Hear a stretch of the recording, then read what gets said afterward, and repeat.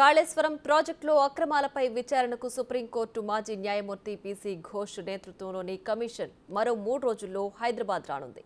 ఈ ప్రాజెక్టు అక్రమాలపై సమగ్ర విచారణ నిర్వహించి జూన్ 30వ తేదీ నాటికి నివేదిక సమర్పించాలని ప్రభుత్వం కోరింది. మొత్తం 9 కీలక అంశాలపై విచారణ నిర్వహించాలని సూచించింది.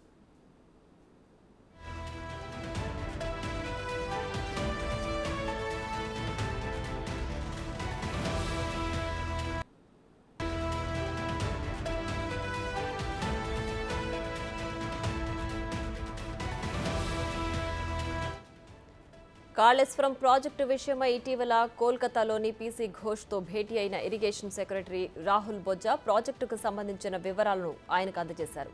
కమిషన్ ఏర్పాటుకు విడుదల చేసిన గెజెట్ ప్రతులను కూడా ఆయనకు అందించగా 3 రోజుల్లో విచారణ నిమిత్తం తమ బృందం హైదరాబాద్ రానున్నట్లు ఘోష్ తెలిపారు.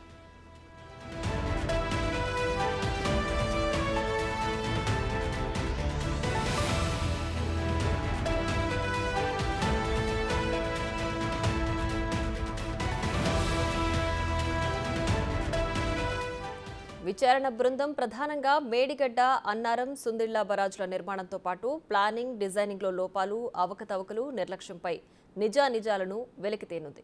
ఆర్థిక క్రమశిక్షణ పాటించని కాంట్రాక్టర్ల పనితీరుపై కూడా విచారణ చేయనున్నారు. 3 బరాజుల్లో ఆపరేషన్ మెయింటెనెన్స్లో నిర్లక్ష్యానికి బాధ్యులైన వారితో పాటు బరాజులు దెబ్బతినడానికి గల కారణాలను కమిషన్ తేల్చనుంది.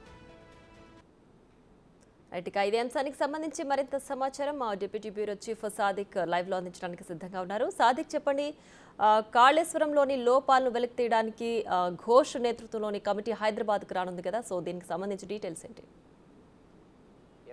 కాళేశ్వరం ప్రాజెక్టులో జరిగిన అవకతవకలు, అదేవిధంగా పిల్లల కుంగుబాటు, ప్రజాధనాన్ని దుర్వినియోగపరిచిన విషయాలపైన కూడా రేవంత్ రెడ్డి సర్కార్ ఇప్పటికే జ్యుడిషియల్ ఎంక్వైరీ కోరింది. జ్యుడిషియల్ ఎంక్వైరీ చైర్మన్గా వ్యవహరిస్తున్నటువంటి పినాకిని ఘోష్ కమిటీ అతి త్వరలో అంటే 2-3 రోజుల్లో హైదరాబాద్కు రాబోతుంది. ప్రధానంగా కాళేశ్వరం ప్రాజెక్టులో జరిగినటువంటి అవకతవకలన్నిటిపైన పూర్తి స్థాయిలో అధ్యయనం చేస్తూనే దోషులు ఎవరు దానిపైన కూడా తేల్చేందుకు ఈ జ్యుడిషియల్ ఎంక్వైరీని ఏర్పాటు చేసింది ప్రభుత్వం. ఇప్పటికే దానికి సంబంధించిన గెజెట్ని కూడా విడుదల చేసింది. అందులో ఒక ప్రధానంగా 7 అంశాలను పైన కూడా విచారణ జరిపించాలని కూడా ఇప్పటికే ఇరిగేషన్ శాఖ సెక్రటరీ రాహుల్ బొజ్జా, అదేవిధంగా ఈఎన్సీ నరేందర్ రావు వీళ్ళందరూ కూడా ఇప్పటికే ఘోష్తో విజ్ఞప్తి చేయడం జరిగింది. కోల్కతాకు వెళ్ళినటువంటి ఈ బృందం పూర్తి స్థాయిలో కూడా ఘోష్తో మాట్లాడినట్టు సందర్భం ఉంది.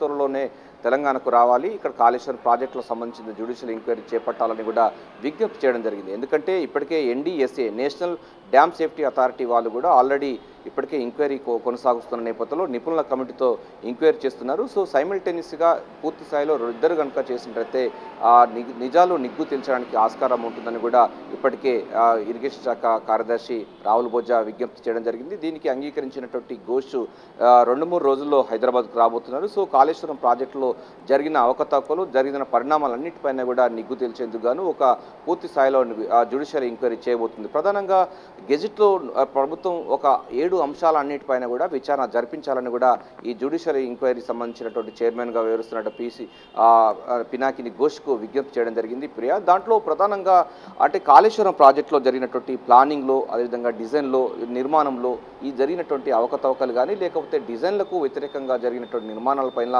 ఎవరి ప్రమేయంతో చేశారు, ఎందుకు చేయవలసి వచ్చింది తదితర పూర్తి స్థాయిలో ఉండే అంశాలపైన కూడా అధ్యయనం చేయాలని కూడా విచారణ కమిటీకి అయితే అంటే గెజెట్లో పేర్కొనడం జరిగింది.